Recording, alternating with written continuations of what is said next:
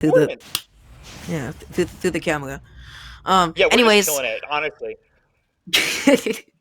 jumping into this game of losers round, something we're going to be seeing Right as Paper well. Chow playing hero and playing Ness.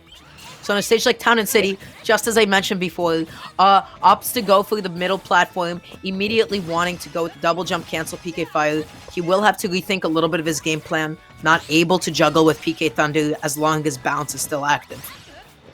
yeah, like he got that bounce right away, and honestly, it didn't really matter though. Was like right all over him, just juggling right away with the up airs. And Paper Chow, like he hasn't gotten to play yet. Like he hasn't gotten to do anything really. Yeah. Has been all over him, man. Oh, and that was such a good call out on the spot dodge too. If they shield, that's a potential shield break setup. Because honestly, Hugo's disadvantage against Ness is very, very difficult. He has very few buttons or movement options just to be able to get out effectively. And I would say Ness is just able to land on his shield so safely. Yeah, for sure. There's always like that caveat where it's like LOL Ness mash, but I mean Ness has really good aerials. I mean, why not use them? That's how it works. And actually able to convert the late hit of the up air into the forward air. Not much else after that. Gonna overcommit to the dash grab. Really nice defensive play from Paper Chow, but yeah, no, Paper Chow is... Yeah, this is rough right now. He was like, mash on me. He said mash on me. He said press one more button. Do it. Do it, buddy. I'll tell you one thing. I need a hero. I don't know if that's the one, but I do need one. After that, and yeah, that's the spontaneous nature of heroes. Sometimes kills just kind of land in your lap. I love the recovery mix-up from Paper Chow. He basically like faked into thinking he was going to side B or go in with his neutral B. But he just air dodged back onto stage really, really safely. That was very, very smart, and as a result, he's still able to be relevant, he's still able to stay in the game, but this time he is going to be getting yo-yoed, unfortunately. Yeah, that yo-yo is so good at the ledge, we all know it.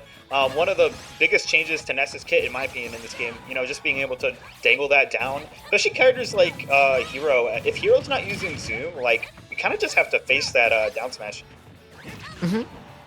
Paper Chow is just struggling to get out of this advantage. It seems every single time he's getting hit, he's either taking 60% or he's being knocked off stage to his death. Yeah, it definitely feels like if Paper Chow can get some room, like, that's when he's doing the best. But, if Us all over him, it doesn't even matter. But, I mean, overthrow kills. All right, we'll take it. Yeah, at the side platform, he also had the buff on deck. That was really, really good. This is still within the realm of possibility for Paper Chow.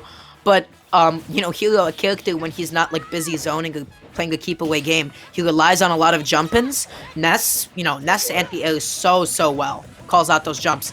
That's a shield break setup. Oh. It almost worked.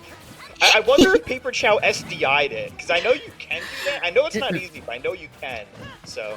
That was most likely not the case. It's just like overcommitted to the charge hits. The up smash actually not going to be killing there. I'll explain that interaction in a minute. But right now, off stage, burned his double jump. Paper Chow overcommitting to the edge guard though and not able to capitalize properly.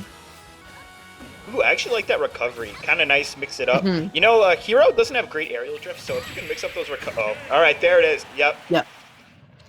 Yeah, so with the earlier interaction, when Paper Chow was stuck shielding and was busy up smashing, there's several ways that interaction can go. If they drop their shield, they're just going to get hit by up smash, right? If they roll in, they're going to get hit by up smash going the other way. The only way to really escape that is to roll out. And if you keep holding shield, you're going to get shield broken. What happened there is Paper Chow had released his shield, so he should have gotten hidden by up smash, but released it a little bit too late. You can't safely hold all of the charge hits because they just kind of pushes them back. So he got hit by a couple of the charge hits, he released it a little bit too late, and as a result, Paper Chow fell out of it. Gotcha. I will that say... makes sense. Yeah, I will say Paper Chow, he was definitely making comeback. He had a good idea of how was going to be approaching him, but he needs to be much more careful with those jump-ins. He was going with jump-in nair, jump-in forward air, jump-in back air, and every single time had a response with rising forward air, rising neutral air.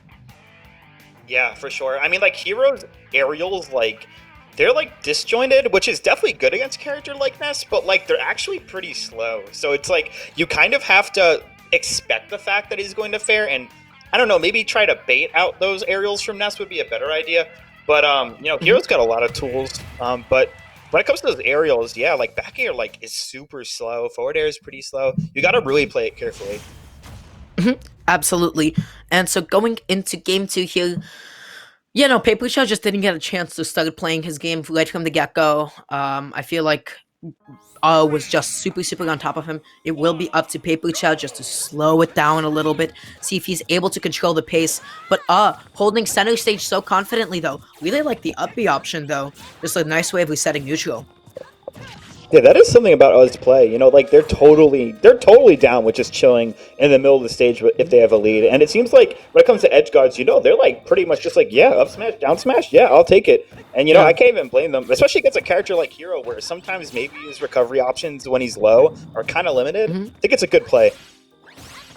And look at paperchao. He's slowing this down, but able to get the double back air into the dash attack. Hero doesn't have any good buttons, doesn't have a particularly good air dodge. He basically had to hold all of that, and then a down smash, killing him so early. Yeah, and I honestly think paperchao was playing it really well until that point. It's just that Hero, like his AO just isn't that good. He doesn't really have that many tools to get out of combos, especially with a character like Ness. So, he was just kind of doomed a little bit. I think there was one point where he kind of like jumped into the down smash, but other than that, man, it's really tough. And the forward are actually going to be able to get the shield poke, or perhaps paperchao released the shield a little bit too early. I saw that position himself for the Tekken, did not find it though. He has to start adapting. I feel like paperchao has a tech in place almost every single interaction. So I'd just like to see maybe a punish next time. Once again, the up smash. Scenario. He held the up smash a little bit too long again. He could have reacted and released it sooner. That was like the exact same interaction, just barely missing it. But I mean, us been getting like so many up and down smashes. I'm sure we're gonna see more of them. I think we might see one right here. Oh, almost. He actually went for the up smash. He released it a little bit too early. The way that he spaced it, he wouldn't have been able to get any of the charge hits. But at 140%, this is looking really, really scary for paperchao right now. Yeah, for sure. He has that oomph on deck, but I mean, one grab, one nair. Yeah, honestly, oomph, a lot of people don't realize, like, it kind of makes you susceptible to dying more, too. I believe it lets you you take more damage, so. You give it and you take it. I can't speak on that. I'm not sure.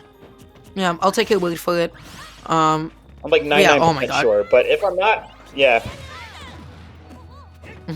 But anyway, I was kind of running away with this. It feels like this game has been a little bit more like back and forthy, but Uz advantage state has just been really overwhelming. Yeah, he tried to catch maybe an aggressive approach. paperchao really smart, just to stay fading back. Tries to get the drag down up air to potentially confirm into grab. Not able to find it quite yet. Yeah, and that's going to be the grab.